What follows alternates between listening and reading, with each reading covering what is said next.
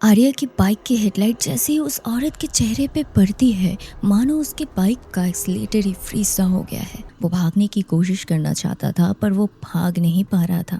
वो चेहरा बिल्कुल सफ़ेद, पर उसके चेहरे में एक अजीब सी मुस्कान थी, मानो कोई जाना पहचाना हो। पर एक चीज़ थी जो सबसे ज़्यादा अजीब थी, उसके पैर। उसके पैर उल्टे थे। So hey guys, welcome back to my another video. मैं हूं नामिका, आपकी होस्ट। आज की कहानी हमारे साथ शेयर किया है मुंबई के रहने वाले आर्यन ने। आर्यन कहते हैं कि उन्हें भूत प्रेत पे तब तक विश्वास नहीं था जब तक सिक्किम में उनके साथ ये इंसिडेंट नहीं हुआ। सिक्किम के जुकिम रोड के आसपास उनके साथ कुछ ऐसे क्रीपी इंसिडेंट्स हुए हैं जो सुनने के बाद आपकी भी रूह कांप उठेगी, क्योंकि ये सिर्फ कोई कहानी नहीं है, ये उन लोगों की सच्चाई होती है जो लोग इस चीज़ को एक्सपीरियंस करते हैं और हमारे साथ शेयर करते हैं। तो अगर आपके पास भी ऐसे कोई इंसिडेंट्स है तो आप भी मेरे साथ शेयर कर सकते हो। अब इस कहानी को शुरू करते हैं। आर्यन 28 साल का है और मुंबई के एक बहुत अच्छे आईटी कंपनी में एक मोटे अमाउंट का नौकरी करता है। मोटे अमाउंट का, ठीक है। वो स्प्रिडलेस है और साथ में उसे डेडलाइन, कॉफ़ी, ये सारी चीज़ों के बीच अपनी ज़िंदगी को काटना पड़ता है। ये सारी चीज़ों के साथ ना हमारा लाइफ भी बोर सा बन जाता है। आर्यन ने सोचा इस बोरिंगनेस को दूर करने का सिर्फ एक ही रास्ता है, एक ट्रिप, चाहे कहीं भी, पर उससे कुछ टाइम के लिए शायद थोड़ा बाहर जाना चाहिए। पता नहीं कैसे उसके माइंड में सिक्किम का ख्याल आया। लोग कहते हैं कि सिक्किम जन्नत है, क्योंकि दिन के टाइम ना ये स्वर्ग जैसा लगता है और रात होने के बाद तो ये कुछ और ही बन जाता है। पर तब तक समझ नहीं आता है जब तक आपके साथ ये सारी चीज़ें ना हो जाए। आर्यन एक दिन ट्रिप के लिए मुंबई से निकल जाता है और ट्रैवल करते हुए पहुंचता है सिलीगुड़ी, मीन्स मेरे शहर। सिलीगुड़ी से जब वो सिक्किम के ओर बढ़ने लगा था, सुबह का टाइम था और मौसम भी बिल्कुल साफ था। आर्यन के चेहरे पे एक वाइल्ड थी, मानो कि उसको जिंदगी मिल गई है। पर एक चीज आर्यन के लिए बहुत ही ज्यादा इम्पोर्टेंट थी, वो था उसका दिल और उसका फीलिंग। ये सिर्फ और सिर्फ उसके बाइक के लिए था। अपने बाइक को वो बहुत ही ज्यादा पसंद करता था, और क्यों ना ही करे, क्योंकि बाइक के साथ सिंगल टूर, टोटल फ्रीडम होता है। पर जैसे जैसे वो ईस्ट सिक्किम के ओर बढ़ने लगा, उसे कपकपाती हुई ठंड ने सिक्किम में स्वागत मिला। मानो कि एसी वहाँ पे फेल है। फिर सन्नाटा और इंजन की वो ठक ठक की आवाज़ के अलावा कुछ नहीं। ना ही चिड़िया, ना ही पानी की आवाज़ और ना ही और कुछ। अलग सा वाइब उसे मिलता हुआ जा रहा था। और तब तक शाम ढल चुकी थी। आर्यन ने अपने कानों से ईयरफोन्स को निकाल दिया। शायद हो सकता है पहाड़ों में नेटवर्क बहुत ही वीक होता है कुछ कुछ स्पेसिफिक प्लेस में, तो शायद उसको म्यूजिक सुनने में भी प्रॉब्लम आ रहे थे। वो धीरे धीरे करके आगे बढ़ता गया। आगे बढ़ते हुए मानो उसे ऐसा लगा कि उसके साथ कोई है। उसने अपने बाइक को रोक दिया और खुद से ही कहने लगा कि सच में वहाँ कोई था या ये सिर्फ मेरा कोई वहम है। उसने फिर से अपनी बाइक को स्टार्ट किया, पर उसने नोटिस किया कि रास्ते के किनारे एक कुत्ता बैठा हुआ है, ठीक है। अचानक वो उठा और आर्यन के बाइक को देख के भौंकने लगा और रोने भी लगा था। फिर दूसरा, पता नहीं कहाँ से फिर एक और कुत्ता आ गया वहाँ पे, और ये सब लोग मिलके रोने और चिल्लाने लगे थे आर्यन के बाइक को देख। आर्यन सोचने लगा कि शायद जानवर को मेरी जो बाइक आवाज़ है वो पसंद नहीं आ रहा होगा, इसीलिए ये लोग मेरे को देख के ऐसे भौंक रहे हैं। और हो सकता है कि अब जिस रोड के साइड से मैं जा रहा हूँ वो थोड़ा सा सुनसान एरिया है, हो सकता है वहाँ पे कुछ जंगली जानवर भी हो, वो बाहर आ रहे हो, इसीलिए कुत्ते वगैरह भौंक रहे हैं। पर आर्यन को तब तक समझ नहीं आ रहा था कि एक्चुअली में ये कुत्ते भौंक क्यों रहे हैं। पर आर्यन ने ना एक पैटर्न को फॉलो किया। वो पैटर्न ये था कि अगर जंगली जानवर को देख के या उनकी स्मेल को पा के ये लोग भौंक रहे होते तो वो आर्यन को देख के क्यों भौंक रहे थे, स्पेशली उसके बाइक को देख के। उसके माइंड में ना एक अजीब सा बात बैठ चुका था तब, पर उसके लिए ना ये शहर अनजाना था, तो उसने सारी चीज़ों को ना साइड में रखा और अपने सफ़र में आगे बढ़ने के लिए बाइक को उसने स्टार्ट कर दिया। बाइक को ड्राइव करते हुए और सिक्किम के एक स्पेसिफिक एरिया में पहुंचते हुए उसे रात के करीब 7:30 से 8 बज गए थे। पहाड़ों में रात बहुत जल्दी होती है, मैंने आपको इससे पहले भी कहा था। बहुत सारे प्लेसेस में लोग 7:30 बजे के बाद घर के बाहर निकलते भी नहीं हैं, क्योंकि पहाड़ स्लिपरी भी होते हैं, डेंजरस भी होते हैं, और बहुत सारे पहाड़ों में तो कुछ जानवर भी ऐसे रहते हैं जो हार्मफुल एंड डेंजरस होते हैं, तो वो लोग रात के टाइम ज़्यादातर अवॉइड ही करते हैं। अपने अपने घरों में रहना ही वो लोग पसंद करते हैं। पर आर्यन नोटिस करता है कि अब पहाड़ में जो फॉग था, जो सारी चीज़ें थी, वो बढ़ रही थी और अंधेरा और भी ज़्यादा गहरा होता जा रहा था।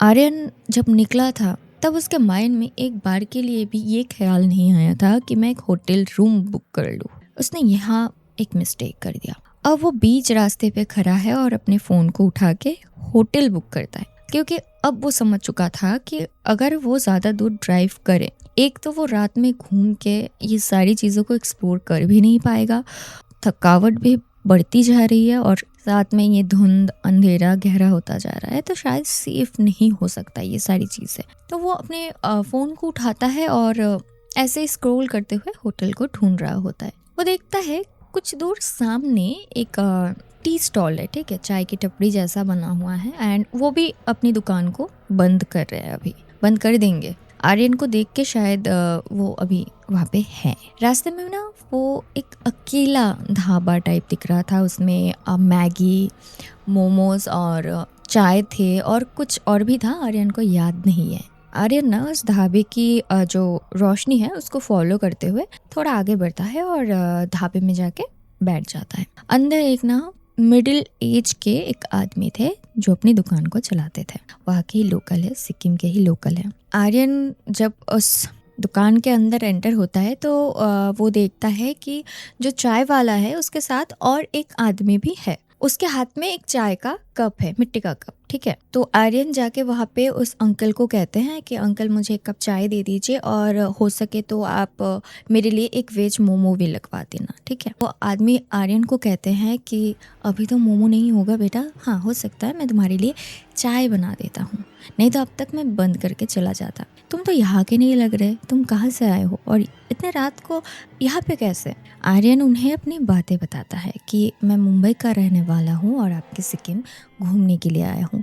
मेरे से एक गलती हो गई है कि मैंने होटल को बुक नहीं किया है, अब मैं रहूँगा कहाँ, मेरे को यही समझ नहीं आ रहा है। तो उस अंकल ने आर्यन को सजेस्ट किया कि बेटा इधर उधर घूमने से अच्छा है तुम हमारे घर चले आओ, तुम हमारे घर में रहोगे तो तुम्हें भी आसानी होगी, और पता नहीं अब तुम्हें होटल मिलेगा भी कि नहीं, क्योंकि पहाड़ों के लोग ना बहुत स्वीट पर्सनालिटी के होते हैं। वो लोग हर एक पर्सन की मदद भी करते हैं, क्योंकि हमारे साथ भी कुछ ऐसा हुआ था तो वहाँ के लोगों ने हमारी भी बहुत हेल्प किया है। उनके माइंड में ये सारी चीज़ें नहीं होती, जेलसी वगैरह कभी नहीं होता है, वो हमारा स्वागत बहुत अच्छी तरीके से करते हैं। जब अंकल ने आर्यन को ये ऑफ़र दिया, आर्यन ने तुरंत ही मना कर दिया, क्योंकि आर्यन के लिए भी ये इंसान अनजाने पर्सन है, तो वो भी ट्रस्ट नहीं कर पा रहा था किसी को। तो जब आर्यन ने मना किया ना, तो अंकल कहने लगे कि ठीक है, अगर तुम्हें प्रॉब्लम है तो तुम मेरे चाय के स्टॉल पे ही रह जाओ, ऐसा नहीं है कि तुम चोरी करके भाग जाओगे, रहोगे तो यहाँ पे ही, सुबह कहीं जाना है तो चले जाना, रात के टाइम यहाँ पे बाहर निकलना सही नहीं होगा बेटा। पर आर्यन ने उनकी बातें नहीं मानी और वो चाय पीते हुए अपनी ही धुन में होटल ढूंढने लगा। और रिसेंटली उसे एक होटल मिल भी गया, ठीक है। उसका बुकिंग चार्ज अराउंड 1400-1500 पर नाइट स्टे दिखा रहा था। तो आर्यन ने सोचा कि मस्ट डील है, अभी इतने सस्ते में मुझे मिल रहा है तो मुझे बुक कर लेना चाहिए, ठीक है। आर्यन ने वही किया, आर्यन ने उस होटल को बुक कर दिया बिना देखे, ठीक है, बिना रिव्यू पढ़े। आर्यन चाय पीता है और अंकल को कहता है, uncle thank you so much, अभी मुझे यहाँ से जाना होगा। अंकल बार बार कहते हैं अगर प्रॉब्लम है बेटा तो हमारे साथ चलो, ऐसा भी नहीं है कि तुम्हें जाना ज़रूरी है, हो सके तो तुम हमारे घर में ही रुक जाओ। आर्यन ने कहा कि नहीं अंकल कोई बात नहीं, मैं यहाँ से ही जुकुल रोड के पास से चला जाऊँगा। जैसे ही अंकल ने सुना कि वो जुकुल रोड के पास से जाने वाला है, अंकल ना चुप सा हो गए और आर्यन को कहने लगे बेटा बेटा रुको रुको रुको रुको, अगर तुम्हें जाना है तो तुम दूसरे रूट से चले जाओ, पर उस प्लेस से बिल्कुल भी मत, कभी भी नहीं। अगर तुम मुझे कहो तो मैं तुम्हें तुम्हारे होटल तक छोड़ के आऊंगा, पर तुम उस रास्ते से नहीं जाओगे। आर्यन एक लंबी सी गहरी सी सांस लेता है और कहता है, अंकल डोंट वरी, कुछ नहीं होगा। जंगली जानवर की आप टेंशन ना लो, इतने रात में वो मुझे नहीं हार्म करेंगे, डोंट वरी, मैं चला जाऊंगा। अंकल की बार बार रोकने के बावजूद भी आर्यन नहीं माना और अंकल को बाय कह के वो बाहर से निकल गया। पर शायद अंकल थोड़ा क्यूरियस थे आर्यन के बारे में, क्योंकि ऐसा कभी कभार होता है कि जहाँ पे हम लोग जाते हैं उसके बारे में हमें सही नॉलेज नहीं होता है। लोकल से अच्छे से कह सकते हैं कि क्या करना सही है, क्या करना नहीं है। तो अगर आपको भी कभी कभार ऐसा कोई हिंट मिले तो प्लीज़ ओके। आर्यन उस रास्ते पे पहुंचता है, जुकिंग रोड के उस स्पेसिफिक रोड। आर्यन ड्राइव तो कर रहा था, पर उसने ना टपरी से निकलते टाइम अंकल के फेस को एक बार देखा था। अंकल के फेस को देख के ऐसा लग रहा था कि उनके फेस में डर नहीं, कुछ और चीजें चल रही थी, मानो कि उन्हें ये पता है कि आगे क्या होगा। सो मैं स्पेसिफिक प्लेस का नेम नहीं बता रही हूँ आपको। आर्यन जुकीन रोड के उस साइड से गुजर रहा था और अपने फोन का मैप को चेक कर रहा था, समझने की कोशिश कर रहा था कि कौन से रोड कहाँ से कनेक्ट हो रहे हैं और वो होटल कितने जल्दी पहुंच सकता है, कौन सा रोड उसके लिए सूटेबल है। अनजाने शहर में, अनजाने रास्ते पे, स्पेशली पहाड़ों में आपको संभल के चलना पड़ता है। सो ये रोड सीधा नहीं जा रहा था, वो थोड़ा सा घूम फिर के जा रहा था। ठीक है, एक कोली है, कोली के पास से एक स्प्लिट है, उसके पास एक मोड़ टर्निंग है, उसको छोड़ के थोड़ा आगे जाना है, देन ये होटल उसे मिलेगा। आर्यन को लगभग 5 से 7 मिनट लगेंगे होटल पहुंचने के लिए। आर्यन राइड कर रहा है, राइड कर रहा है, राइड कर रहा है। 10 मिनट गुजर गए, जैसा मैप में लिखा हुआ है उसने वैसा ही ड्राइव किया था, पर फिर भी उसे वो होटल ही नहीं मिल रहा है। फिर से आर्यन ने मैप चेक किया, अब डायरेक्शन कुछ और ही दिखा रहा था, मानो कि डायरेक्शन के साथ किसी ने छेड़खानी कर दिया हो। मैप में शो हो रहा था कि आर्यन उल्टे रास्ते पे आ चुका है। उसने सोचा कि हो सकता है मेरी गलती है, फिर से मुड़ते हैं। ऐसा ही घूम फिर के आधे घंटे से ऊपर आर्यन एक ही प्लेस में घूम घूम के ही वापस आ रहा था। पर तभी ना उसे एक अजीब सी फीलिंग महसूस होने लगी। उसे ऐसा लगा कि उसके पीछे के सीट में कोई आके बैठा है, किसी के प्रेजेंस फील हो रहे हैं, पर ड्राइव तो वो अकेला कर रहा था। सडनली उसे ऐसा लगा कि उसके कंधे में किसी ने हाथ रखा है, बहुत ठंडे से हाथ है। वो अपने सांस को बहुत गहरी तरीके से लेता है और रियर व्यू मिरर में देखता है। मिरर में पीछे के सीट में कोई तो बैठा हुआ है, उसका फेस नजर नहीं आ रहा था आर्यन को। आर्यन का दिमाग ना टोटल कंफ्यूज हो गया था। तब उसने सोचा कि फॉग है, शैडो है, या शायद कुछ भी नहीं है, मेरे को ऐसा लग रहा है। फिर मेरे शोल्डर पे जो हाथ का फीलिंग मुझे महसूस हुआ है, मेरे को ऐसा क्यों लगा कि सडनली वो हाथ मूव हो चुका है और मेरे कंधे से हट गया है। आर्यन ने ना तभी बाइक को ब्रेक मार दिया और वहाँ पे रुक गया। रुक के वो पीछे मुड़ के देखता है तो उसके बाइक के सीट में कोई भी नहीं बैठा हुआ था। वो थोड़ा उतरता है और अपने माइंड को रिलैक्स करने के लिए अपने बैग से पानी का बॉटल निकालता है। वो पानी पी ही रहा था कि उसने देखा उसके थोड़ा सा करीब कोई खड़ा हुआ है। उसने ध्यान से देखा तो नहीं, वहाँ पे कोई भी नहीं है। फिर उसने अपने माइंड को शांत किया और वो समझ गया कि शायद वो हैलुसिनेट हो रहा है, शायद थकावट है, शायद हेलमेट जो इतने टाइम से उसने पहन रखा है, सर में इसके लिए प्रॉब्लम्स हैं, पता नहीं क्या है। पर उसे तब ऐसा लग रहा था कि वो पता नहीं क्या क्या सोचने लगा है। उसने बाइक को स्टार्ट किया और आगे बढ़ा और तभी ना बाइक ऑटोमेटिकली स्लो होने लगा। वो रेस दिए जा रहा है, गियर लगाया जा रहा है, नहीं काम ही नहीं आ रहा है। उसे लेफ्ट मोड़ना था, पर जैसे कि कोई इनविजिबल पावर ने उसके हाथों को जकड़ के पकड़ रखा है, वो लेफ्ट ले ही नहीं पा रहा था। आर्यन को मैप के हिसाब से तब लेफ्ट टर्न लेना था, पर पता नहीं कैसे अपने आप ही उसका बाइक राइट में टर्न लेने लगा। मानो कि उसे ऐसा लग रहा था कि वो एक पॉपेट है और कोई और ही है जो उसे कंट्रोल कर रहा है, उसे अपनी ओर खींच के लेके जा रहा है। आर्यन कुछ समझ पाता उससे पहले ही एक अंधेरा और एक डर ने उसका हाथ पकड़ लिया। एक क्रैश जोरों से और आर्यन की बाइक जाके एक पत्थर पे टकरा जाती है।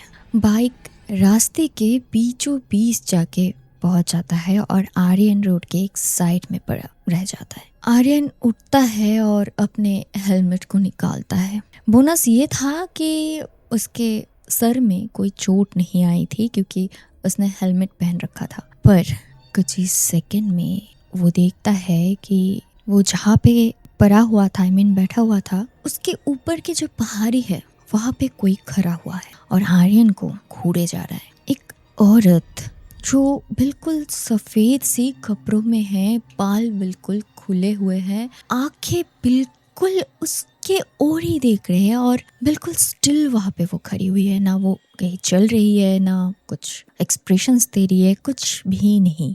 आर्यन ने सोचा कि ये भी शायद उसकी जैसी कोई टूरिस्ट है जो यहाँ पे आई है, शायद उसे मदद करना चाहिए या उसे मदद की ज़रूरत है। आर्यन खुद को संभालते हुए उठता है और देखता है कि वो औरत अब मुस्कुरा रही थी, बिल्कुल नॉर्मल सी मुस्कान। जैसे कोई जाना पहचाना इंसान आपके सामने आता है तो आपके फेस में कैसा स्माइल आएगा, ठीक वही स्माइल जो आप अभी सोच रहे हो। बस एक चीज जो आर्यन ने देखा जो उस औरत को आम इंसान नहीं बनाता है, वो है उसके पैर। आर्यन ने देखा कि उसके पैर बिल्कुल उल्टे हैं और उसके आंखों में जो खालीपन था ना, वो एक अजीब सी रोशनी में कन्वर्ट हो रहा है। कोई रिफ्लेक्शन नहीं है, बिल्कुल भी नहीं, पर वो रोशनी आर्यन को उतने अंधेरे में साफ साफ नजर आ रहा था। उसने सफेद कपड़े पहने हुए हैं, वो भी आर्यन देख पा रहा था। इतना अंधेरा होने के बावजूद आर्यन चीख नहीं पा रहा था, आर्यन कुछ बोल नहीं पा रहा था और आर्यन भागने की कोशिश करता है। उसके लिए एक पैनिक सिचुएशन आ चुका था तब। जंगल बिल्कुल पास है, एक साइड पहाड़ है और आप एक गलत रास्ते पे हो। वही जानता है यार जिसके साथ ये सारी चीजें होती है, पर मेरे को कहने में भी डर लग रहा है। वो औरत धीरे धीरे पहाड़ से उतर रही थी, सीधे उतरते हुए आर्यन के नजदीक आए जा रही थी और तब एक आवाज आई, बेटा। आर्यन को वो आवाज ना बिल्कुल जाना पहचाना सा लग रहा था, मानो कि अभी तो उसने सुना है ये आवाज। के एक्सप्रेशंस मैं आपको बता नहीं सकती। उसको ऐसा लग रहा था कि उसके आवाज उसके अंदर तपसी गई है और उसमें इतनी हिम्मत भी नहीं बची थी कि वो पीछे मुड़ के देखे कि कौन है, पर कोई तो है। जो भी है वो पीछे से आर्यन के बहुत करीब आता जा रहा था और सामने से वो औरत और भी ज्यादा करीब आ चुकी थी।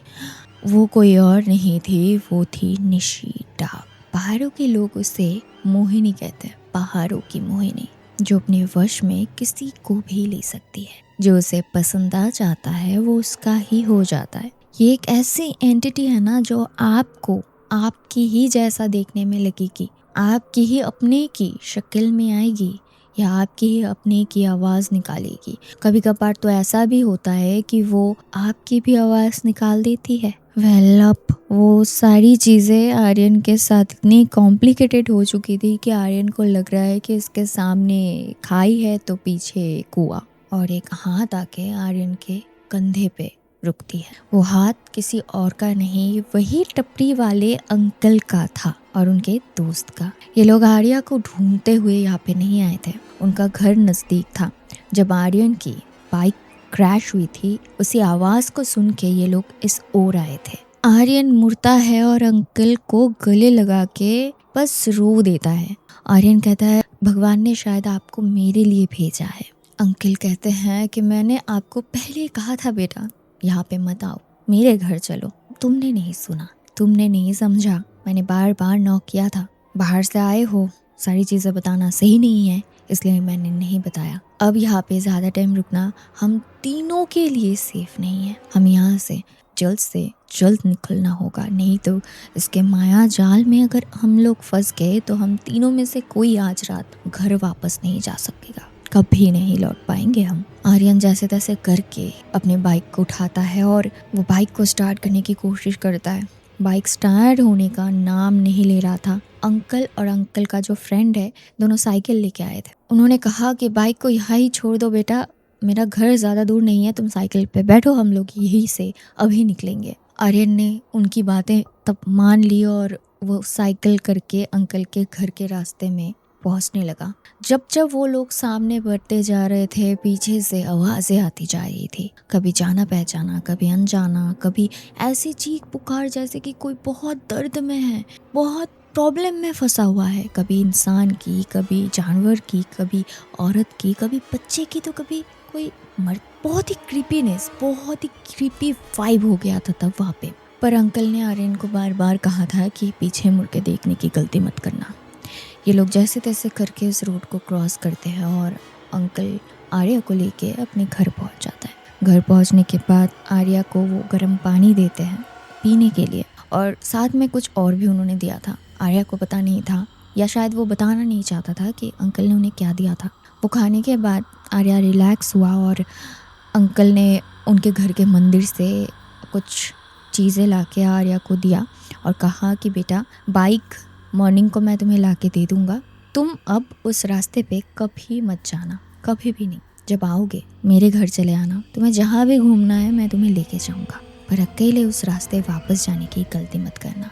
आर्यन दूसरे दिन सुबह करीब 10 साढ़े 10 बजे वहाँ से निकल जाता है। जब आर्यन गया था फुल कॉन्फिडेंस के साथ गया था। उसकी आवाज़ में एक अजीब सा शांति था, एक ट्रिप का मज़ा था, पर लौटते टाइम वो टोटली चेंज हो गया था। तब उसके फेस में एक डर था, आवाज़ में भारीपन था, मानो उसे कुछ भी सही नहीं लग रहा है, मानो उसे कुछ भी अच्छा नहीं लग रहा है। जाते हुए अंकल ने कहा कि बच्चा, तुम बहुत लकी हो कि इस बार तुम बच गए। शायद अगर तुम अकेले होते वहाँ पे तो आज वापस लौट नहीं पाते घर। अंकल कुछ और भी चीज़ें आर्यन को देते हैं और कहते हैं जब तक तुम घर ना पहुँच जाओ ये सारी चीज़ें अपने साथ ही रखना, तुम्हारी सेफ्टी के लिए। घर पहुँचने के बाद तुम इसे किसी मंदिर पे रख के चले आना। आर्यन ने ठीक वैसा ही किया। वो मुंबई अपने घर वापस आता है और वो सारी चीज़ें दूसरे दिन सुबह मंदिर में जाके डोनेट कराता है। उसके बाद से कभी भी उसने उन सारी चीज़ों को देखा तो नहीं है, पर वो फीलिंग आज भी उसके साथ जिंदा है कि सोलो ट्रैवल करते हुए भी कभी कभार ज़िंदगी हमें उन चीज़ों को दिखा देती है जो चीज़ देखने के लिए हम कभी रेडी होते ही नहीं। और तब से आर्यन को समझ आ गया था कि इस दुनिया में बहुत सारी चीज़ें एग्जिस्ट करती है जो बात वो मानता नहीं था कि भूत प्रेत या सोल नहीं होते हैं। अब उसको उस बात पे विश्वास हो चुका है। मैं नहीं कहती कि आप लोग ट्रस्ट करो, क्योंकि जिसके साथ जो होता है सिर्फ वही मान सकता है। बाकी सबके लिए ये सब कहानी है, पर किसी के लिए उसके ज़िंदगी का एक बुरा टाइम या बुरा नाइटमेयर भी वो चीज़ हो सकता है या हो चुका था। तो आपको भी मैं वही कहूँगी, अगर आपको पहाड़ों में या कभी भी किसी प्लेस पे सोलो ट्रैवल करना हो ना, तो रात में अकेले जाने की हिम्मत मत करना। अगर वो रोड आपका जाना पहचाना है तब तो सही है, अगर अनजाना हो तो बिल्कुल वो गलती मत करना जो गलती आर्यन ने किया है। आपको क्या लगता है, अगर चाय वाला नहीं आता, चाय की टपरी में जो अंकल थे वो नहीं आते आर्यन को बचाने के लिए, तो आर्यन के साथ क्या होता? आपका जो भी राय है वो कमेंट में ज़रूर लिखना। ये कहानी सुनने के बाद आपको कैसा लगा, आपका फीडबैक ज़रूर मेरे साथ शेयर करना, क्योंकि कहते हैं ना, कुछ कहानियाँ सिर्फ कहानियाँ नहीं होती है। सो आई होप सो कि आज की स्टोरी आपको पसंद आई है तो लाइक कमेंट शेयर ज़रूर करें। मैं हूँ अनामिका, आप लोग देख रहे हो फेयर फाइल्स बाय अनामिका। मैं मिलूंगी आपके साथ ऐसी और एक राज के साथ। तब तक के लिए देखते रहो और अपने सोलो ट्रैवल करने वाले दोस्त के साथ ये कहानी शेयर ज़रूर कर देना, ताकि उसके साथ आगे ऐसी कुछ किस्सा ना हो जाए जो किस्सा आज आपने सुना है।